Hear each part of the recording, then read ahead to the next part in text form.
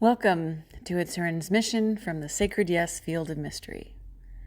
This is a living field of remembrance, a space where truth rises, frequency aligns, and the soul speaks without hesitation. Take a breath and let your body soften. Receive what meets you and leave the rest in the dark. There's a story we've been taught about health. It's tidy, linear, comforting. It says, do the right things and life rewards you. Do the wrong things and life punishes you. Please note that right and wrong are in air quotes here. But lived reality refuses that script. I've watched people follow every rule and still suffer. I've watched people break every rule and live long, complicated lives. And somewhere inside these contradictions, the nervous system learns something very specific. Control is inconsistent. Outcomes are mysterious. And certainty is a story we tell ourselves to feel safe. This is where the conversation around habits, addictions, and health actually begin, far beyond morality and far beyond shame.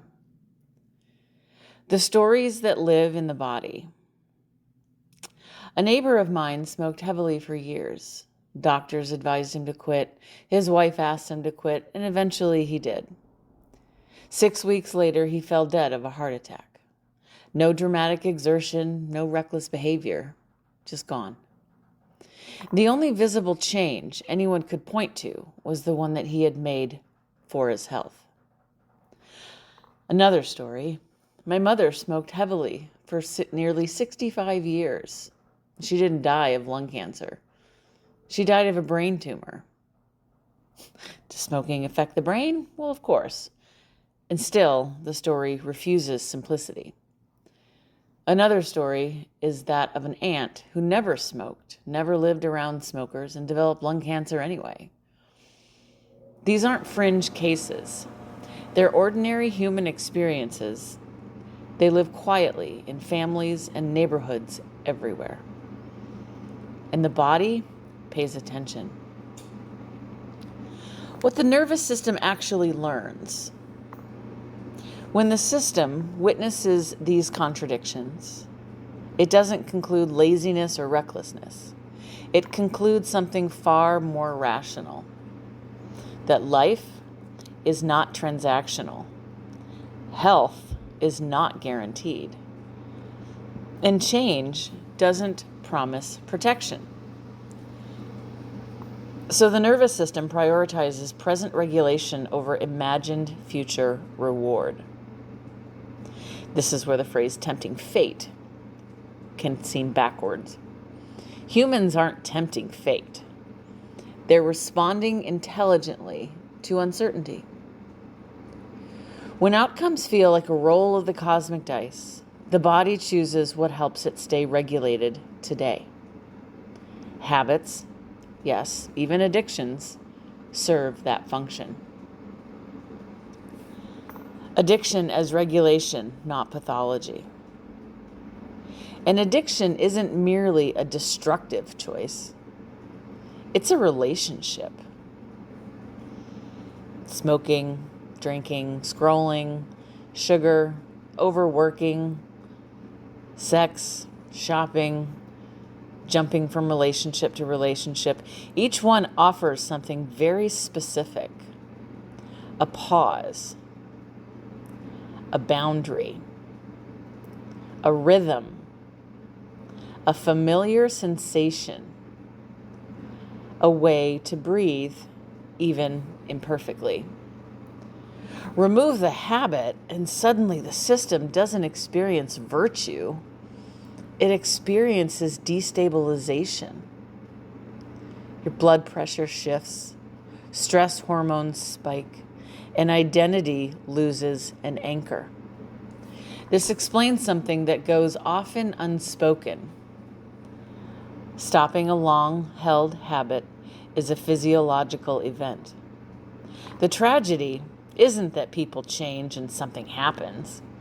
The tragedy is when we were never taught how to transition a nervous system, only how to obey instructions to get over it. The myth of do what makes you happy. Here's another layer worth naming here. Many habits persist under the banner of happiness, but honesty reveals something quieter. It isn't happiness, it's familiarity. Familiarity carries memory. It carries identity. Familiarity carries the echo of who we have been. So letting go of a habit or a pattern often means letting go of a self. In humans, we protect that self-identity with fierce loyalty. The real reason why people wait for catastrophe. People don't wait for catastrophe because they enjoy suffering. They wait because catastrophe grants permission. Permission to stop. Permission to grieve. Permission to change without explanation.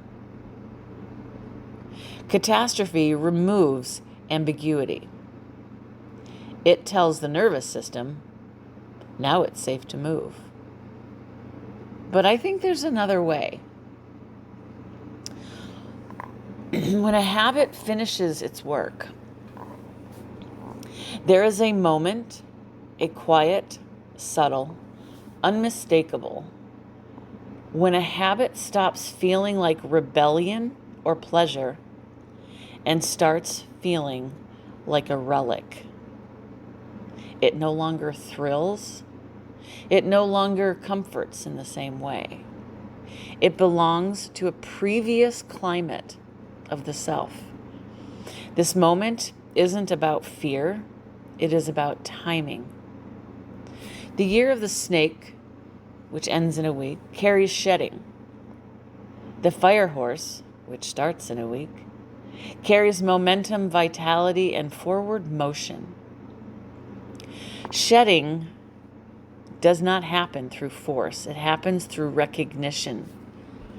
And so the question isn't, is this fill-in-the-blank habit dangerous?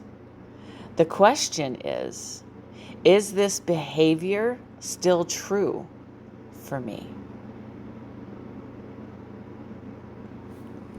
Sovereign change versus survival change.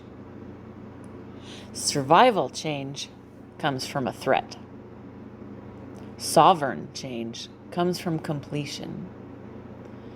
Survival change says, I must stop or else. And sovereign change says, I've learned what this has had to teach me. There's no bargaining with fate. There's no purity performance, no obedience to fear. Only respect. Habits are messengers.